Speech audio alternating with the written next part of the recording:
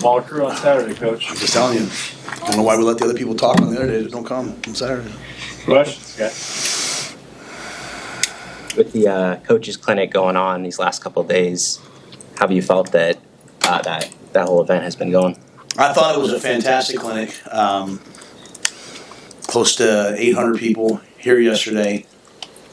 You know, as I told the coaches to listen to on Saturday have the clinic start, or excuse me, on Friday have the clinic start with probably the greatest pro football coach of all time, or the greatest pro football coach of all time, and Bill Belichick, and then this morning the greatest college football coach of all time, and Tom Osborne. I mean, it was a pretty cool clinic and a lot of fellowship. I think all of our coaches take it very seriously. I think they did a great job. A lot of support from the people over at the Coliseum to allow us to use that space, so we were able to fit everyone in, and they were able to watch practice. So I was walking down to my apartment last night downtown and saw coaches out enjoying the Haymarket and stuff like that. So I think it's really good when we can show off Lincoln, show off our staff, show off our facilities, and most importantly, show off our players. So really, really good day.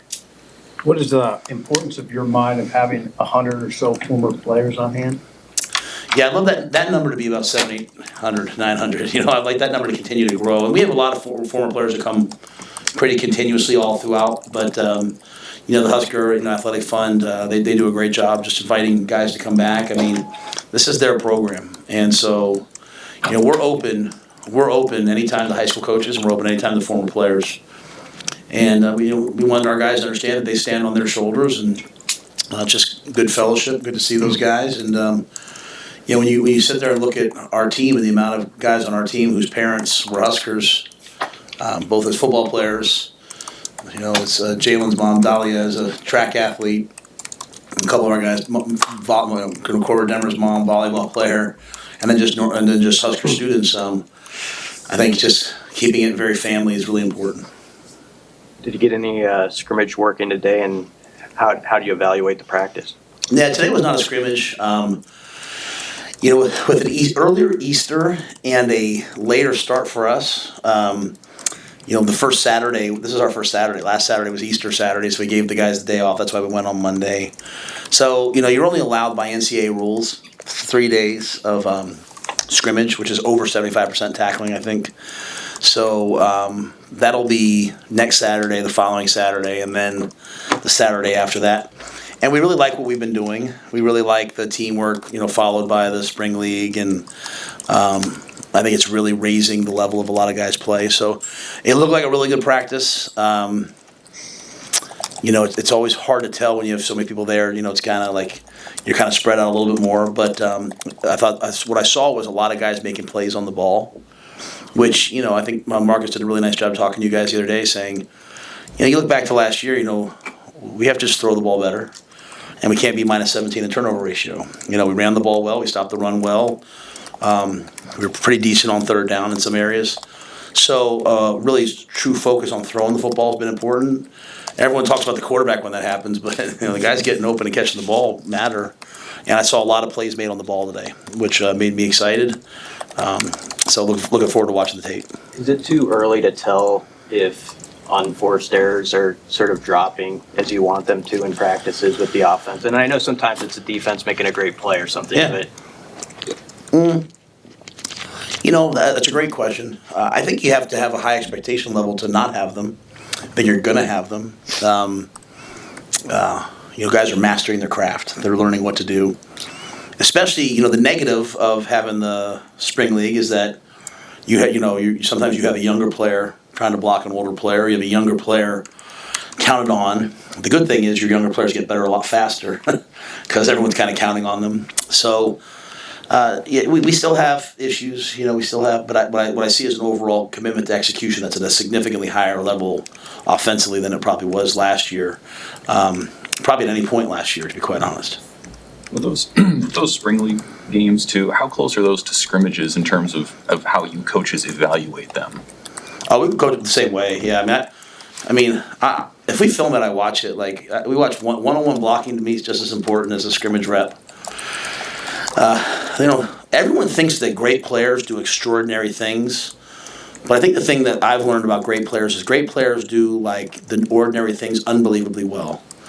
We would run an option route with Christian McCaffrey, and it wasn't that he would run some route every game that was new. He would run that option route so well that it was uncoverable. Delaney Walker's here with Will Compton. I was talking to Delaney a little bit of football last night. He was talking about an option, a corner post read that he would run. That was his route. Like, he didn't have to change it every game. Man, he ran it really, really well. And so, to me, whether we're watching 7-on-7 or 1-on-1 or 9-on-7 or team run or team move the field or, the spring league today was third downs, it's all an opportunity for guys to go and make plays. And the concept of, in the spring that, I need to be playing next to you, we need to have chemistry and all that, that's an absolute farce to me. In fact, I should be such a good player that you can put anybody next to me and I make them better. That's what I'm looking for. If I'm a guard and I need to be next to Ben Scott, then I really don't know what I'm doing. If I'm a guard and I can play next to anybody, then I'm really a good player. If I'm a guard and people want to play next to me, that means I'm really, really a good player. And so what we're doing is, we're allowing guys to really thrive and grow and in different situations. And you're playing quarterback, maybe one day you have the 1-0 line. It's a pretty good setup. Maybe the next day you have the 3rd line. Well, you know what?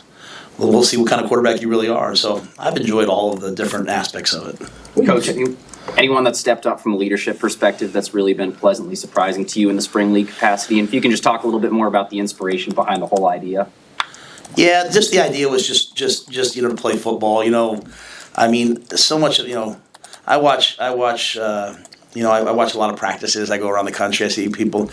We all grew up playing sports all the time. Our kids are growing up playing stuff on the video games and iPads. And there's nothing wrong with that. That's just life, right? So to me, we have to do drills and we have to do team periods. We have to do all those things. We have to script things, but I want them to play. How do you move from a position of being a little bit doubtful and afraid of making a mistake to being confident? You play, right? You test your limits. You find out you can do more than you actually can do. So we just wanted to play. We just want to be competitive. In terms of anybody stepping up in terms of leadership, I think our leaders are pretty established. The Isaac Giffords, Marquise Bufords, Jamari, Ty, Nash and Terrence got into a fight today almost because Nash wanted to go in. I love that about Nash. There's so many guys. Just kind of our guys, our older veteran. I think they're doing a great job, and I think what they've done a great job of accepting the young players and orienting them to kind of how we do things. So, no real surprises. I just think everyone's really moving along in a good direction. You said you wanted 3 scholarship quarterbacks at the end of spring to be ready to be starters. What kind of progress are you seeing in that regard? Just overall progress. Yeah, they're right on track. Further ahead probably than I thought. There was a time, Steve, where I used to be like, hey guys, don't worry about where you're on the depth chart. And I think I said this the other day, so forgive me, but don't worry about the depth chart. Just learn and grow. And fundamentally, that's what I believe. But if the players are obsessed with where they are, then I'm like, okay, well then, figure it out. Go win. And we sometimes live in a world now where everyone's like, well, why does this person get this? Why is it? Just worry about you. Be great at what you do. We've never kept a great player on the bench. We never have. I think all 3 quarterbacks, what that's doing is one guy sees a guy flip the protection and he says, oh, I'm going to flip the protection. It's just players learn from players way more than they learn from coaches. And, if you're one of the freshmen and you see the other freshman quarterback change the protection or adjust the route, then you're going to do it, right? And I think Glenn's doing a great job of fostering that, and Sat's doing a great job of allowing it. And you see them, taking things. Not everything's perfect, but we're definitely moving in a really accelerated pace. I'll apologize for the loaded question, but being around him and looking from afar, what makes Bill Belichick Bill Belichick? He is so smart, has seen so much that he can make the complex so simple that it humbles you and embarrasses you. I was embarrassed yesterday listening to him. How smart he is. How simple it was. He went. He went 4.5 hours with the coaching. Forget the clinic. He came in and met with our coaching staff, and 3.5 hours in, I was like, Coach, would you like a water, a cup of coffee? Would you like to use the restroom? Because I desperately had to use the restroom, And he's like, I'm fine, Matt. I was like, yes, sir. And just sitting there and just talking, right? And just his recall from things 15 years ago. And, the only reason why we don't get through more information is because he's having to slow down to make sure you understand what he's saying. I mean, so you have this man who's a savant, right? Who's been a defensive coordinator. He's been a special teams coordinator. He's coached, he could be an offensive coordinator. He's been a head coach twice. He's been a GM person. I mean, he's talking about football in a way that just illuminates things and makes things so simple that you're like, oh my goodness. And so it was an unbelievable experience to spend that amount of time with him. And I had a chance to coach against him in practice. So that affected a lot of what I did when I was in Carolina and he was in New England. But having that time yesterday, maybe if he was coaching right now, he wouldn't have been so open with us. Maybe he's like, I don't want to get this out there. But he did it. And he's a great friend and a really loyal man. I got fired. He and Andy Reid were two of the first people that called me. I was thinking about taking this job. He called me and was like, hey, I really think Nebraska is a great place. I got the job. He sent me a bottle of Dom Perignon, and said, hey, congratulations. I asked him to come speak at the clinic. He says yes. His son takes a defensive coordinator job for Washington in our conference, and Jed Fish has worked for him, great friends. He still comes. So just an unbelievable loyal guy. But the amount of football we learned yesterday as a staff, for anybody that was listening, sometimes you get around someone like that and you try to impress them, like tell them what you do. I looked at people, anytime one of our guys on our staff started, I looked at them like, bro, he doesn't care. He doesn't care what you do, what we do.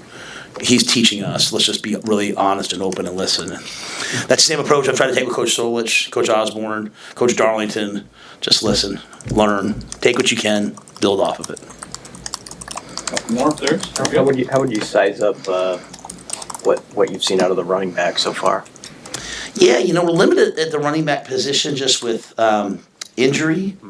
Ramir's practicing just, kind of in a limited capacity. He's full go. Like, it's just me, right? Like, year 6, shoulder injury. I want Ramir ready to go.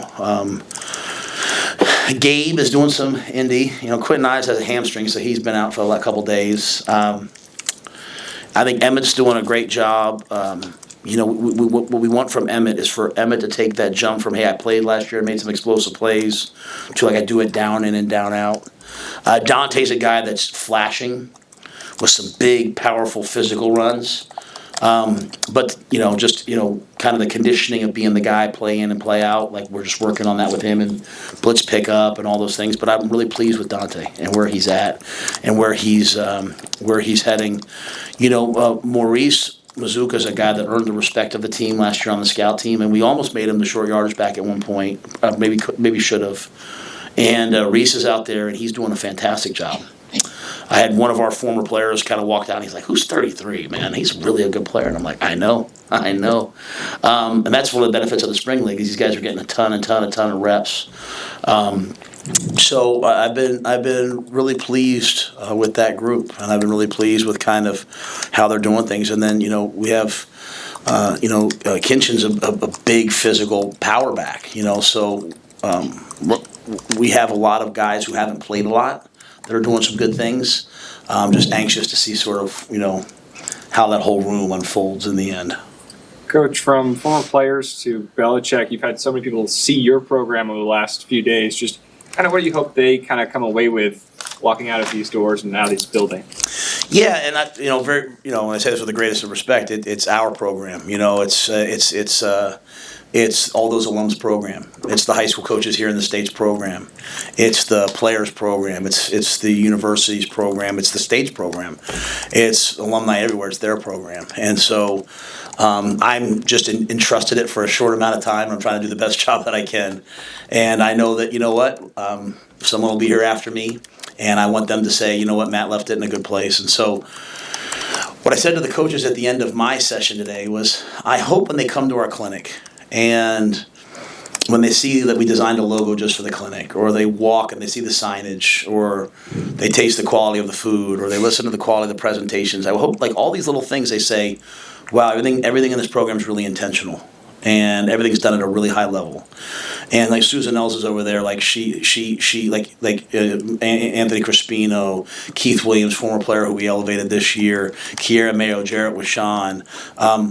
If you don't think that they walked those paths 50 times, if you don't think Cole and Martin were here this morning at 5 a.m. making sure that all the bulbs work, I want people to understand how intentional we try to do everything. Because if we're intentional about a clinic, if we're intentional about the spring league, if we fly in Big Ten refs just for a practice, then we're probably that intentional with the way we handle our young people's academics, their life skills, their community service, their careers.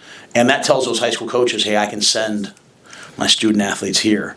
I love coaches. So sometimes some of the high school coaches aren't used to seeing the head coach at the social. Sometimes they're not used to seeing the head coach walking around. Why wouldn't I? I love people. I love coaching. I love being around high school coaches. Guys, we had high school coaches from Hawaii here.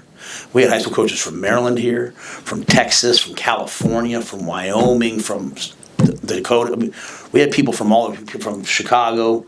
I don't know what the clinic was the year before we got here. It was about 300 and some last year, 800 this year, and we're going to be back up in the 12 and 1500s if we put together a good product. But the product is representative of the way that we do things. And so that hopefully tells people, if I send my players to play at the University of Nebraska, no stone's going to be left unturned. And I don't know about you guys that have kids. Isn't that what you want for your kids? You don't want, our kids have to go figure things out on their own, but we want there to be a plan. And so we're not perfect, but we're certainly trying to be. And that's the message at the clinic. I show up at the clinic and there's Coach Osborne. He's got a sport coat on this morning, and he's, it's just all those things matter. They say that, hey, this is important. And, for Will Compton and the bus and Delaney and those guys, for them to come back and show off our facilities, it shows that it's important. So everything's intentional. Everything's done on purpose. And that's the message I want out there. As much as you love to get recruits here for game days, just generally speaking, how much do you love to see them watch you practice, how you practice and how you operate? This will be controversial, but I actually prefer them at practice way, way, way more, because I think we have excellent coaches. And I think, we practice the way Coach Osborne and them practiced, the way Coach Butch, 3 fields, 2 fields, 3 fields. Coach Osborne had 4 stations, And so I'm walking up to players with all this talent, and I'm saying, you guys probably think I'm trying to get a marketing deal. I'm just actually really thirsty. I'll say, hey, just imagine with your talent. I said to one of the big time recruiter, I said, just imagine with your talent, if you came to a place that had an unbelievable weight room, unbelievable recovery area, unbelievable staff, unbelievable meeting rooms, best facilities in the country, and where no one stands around in practice, where everybody has a chance to master their craft. And I said to him, have you ever seen anybody else practice like this? He said, nobody. Well, actually, Coach, I did see one. I said, who? And I know the answer. He's like, at Georgia. Coach Saban at Alabama, then the Georgia guys, they all have the multiple stations and the reps and all those things. And I think it's working out pretty well for them. And so I think that those, I'm proud of those things and just trying to show those things off, to everybody. You talked about how important the receivers are to that pass game and the emphasis this spring. What have you seen out of some of the new guys in that receiver room and the returners? I think they're competing. I think that they're because of the spring league, because they're being counted on, they're limiting their MA. Usually young receivers have a hard time learning this many plays, and they are working at it. And they are, your whole team's counting on you, and it's 3rd and 5, and you're supposed to run an in cut, and you run an out. It's practice. Sometimes it's like, get him out of here. But now you got Isaac Gifford on defense, but on offense you have some of those guys getting on him, and then you have 3 quarterbacks, and we say this, Luke and Jack are doing a great job. So you have 5 quarterbacks who know exactly what to do. There's a little bit more onus. You see guys studying a little bit more and more prepared.